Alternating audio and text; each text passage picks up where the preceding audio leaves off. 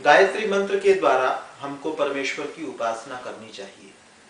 परमेश्वर की उपासना करने में बहुत ध्यातव्य बात यह है, ध्यान देने योग्य बात यह है कि हम ये विचार न करें कि हम परमेश्वर की उपासना के द्वारा परमेश्वर को कुछ दे रहे हैं।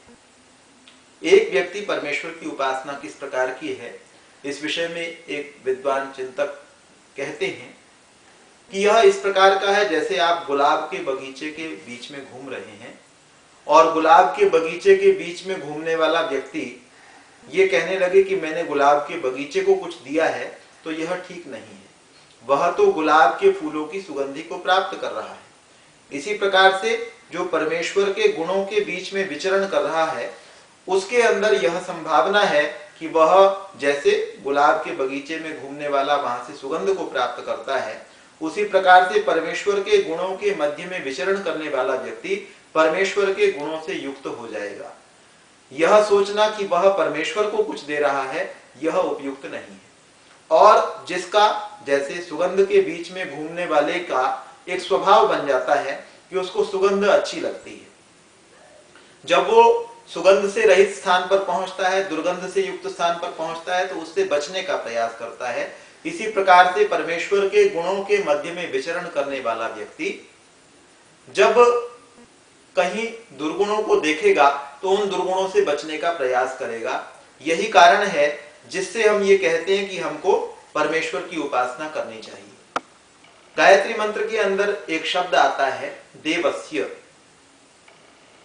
हमारे यहाँ ये बात कही जाती है कि कोई व्यक्ति अगर परमेश्वर की प्रशंसा मात्र करता रहे, हे परमेश्वर तुम यहाँ पर अच्छे हो, इस कारण से अच्छे हो, ये गुण तुम में है, ये दूसरा गुण तुम में है, ये तीसरा गुण तुम में है, तो सत्यार्थ प्रकाश में ऋषि दयानंद कहते हैं केवल जो परमेश्वर की उपासना कर रहा है, उसकी स्तुति कर रहा है, उसकी स्तुति करने वाला व्यक्ति जो अपने जीवन के अंदर उन गुणों को धारण करने का प्रयास नहीं करता, वो उसको अच्छा नहीं बताते।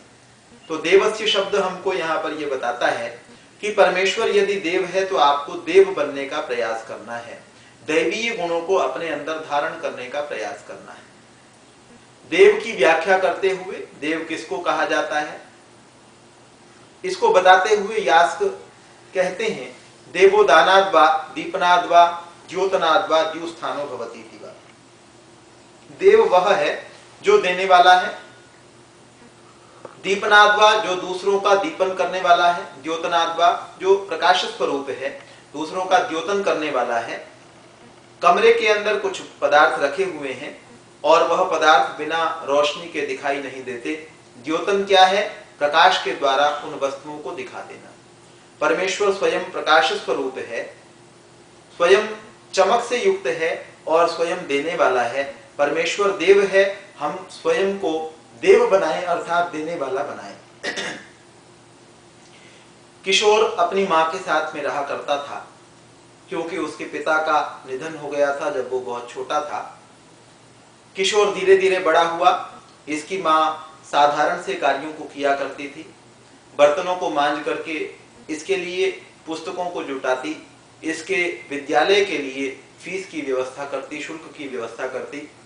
और इस प्रकार से किशोर धीरे धीरे बड़ा हो गया।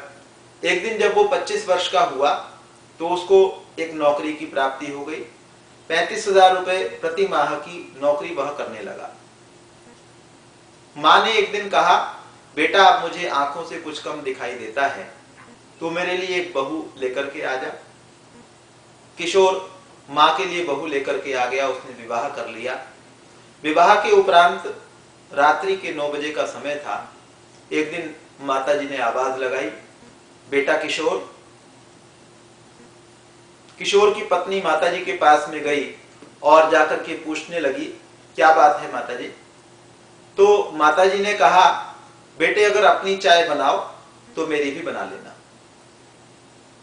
ये पत्नी वापस आई और किशोर को आकर के कहने लगी कि ये देखो माताजी ने हमको परेशान कर रखा है। कहने लगे क्या बात हुई? कि हम पहले ही शो के लिए लेट हो चुके हैं। रात्रि को 9 से 12 शो का समय होता है।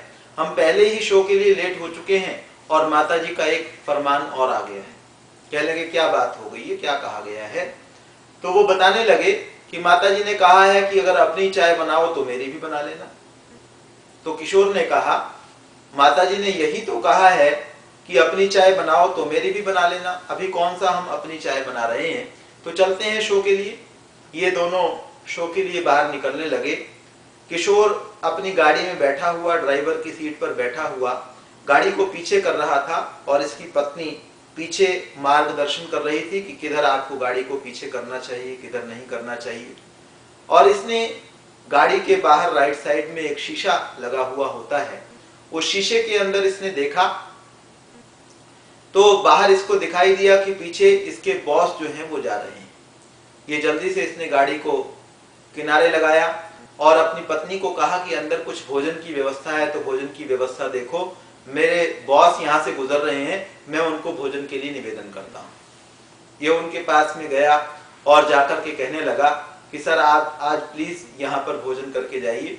वो कहने लगे नहीं, अब रात बहुत हो गई है, आप भी विश्राम कीजिए और मैं फिर किसी दिन आऊंगा। इसने बार बार उनको निवेदन करके भोजन के लिए रोक ही लिया और भोजन कराने के उपरांत उनको वापस भेजा। एक माँ के लिए वह बच्चा, जो बच्चा किसी कंपनी में जाकर के यह कहने के लायक हुआ, इस कारण से हुआ क्योंकि उसकी माँ ने बहुत परिश्रम के बाद उसको ऐसा बनाया कि वो कहीं जाकर के कह सके कि मैं इस पदवी के योग्य हूँ। और कंपनी वालों ने उसको नौकरी इसलिए दी क्योंकि वह जितना उनसे प्राप्त करता उससे ज्यादा कंपनी को लाभ पहुंचा सकता था, इसलिए नौकरी दी। उस बॉस के लिए जिसने नौकरी दी उसके लिए पूरी पिक्चर को उसने छोड़ दिया, लेकिन माँ के लिए वह 10 मिनट अपनी पिक्चर को नहीं छोड़ पाया। थोड़ा समय और बीता और थोड़ा समय बीतने के बाद में किशोर को टाइफाइड हो गया। टाइफाइड का इलाज करने का प्रयास किया गया लेकिन उसका इलाज नहीं हो सका और 25 दिन उसको हो गए जब वो ऑफिस नहीं जा सका। एक दिन उसके ऑफिस से फोन आया, we can't wait more, please submit your resignation. हम और प्रतीक्षा नहीं कर सकते हैं, आप कृपया अपना रिजाइन, अपना त्याग पत्र हमको भेज दीजिए। हम विचार करें कि एक वो कंपनी के लोग हैं जो 25 दिन तक यदि हम उनके पास में काम करने के लिए नहीं जाते हैं या कुछ समय तक नहीं जाते हैं, हम थोड़ा सा उनके लाभ में बाधक होने लग जाते हैं तो वो हमको अपने काम से छोड़ देते हैं, हमको बाहर निकाल दिया जाता है। एक तरफ वो माता पिता हैं जो यदि हम असमर्थ हों और वो समर्थ हों तो वो जीवन भर हमको करके खिला सकते हैं, हमारे को लाभ पहुंचाने का प्रयास कर सकते हैं। मैं यह नहीं कहता कि हमको अपने और बाहर के संबंधियों का सम्मान नहीं करना चाहिए, अपने बॉस का सम्मान नहीं करना चाहिए, लेकिन ज्यादा सम्मान के योग्य जो हैं वो माता पिता हैं क्योंकि वो देव हैं और इस प्रकार के देव हैं जो देने के बाद में पुनः प्राप्त करने की चेष्टा नहीं करते। तो हम देव बने, किस प्रकार के देव बने, जिस प्रकार के माता पिता देव हैं, जिस प्रकार का परमेश्वर देवता है उस प्रकार के देव हम बनने का प्रयास करें। यह देवस्य शब्द हमको प्रेरणा करता है।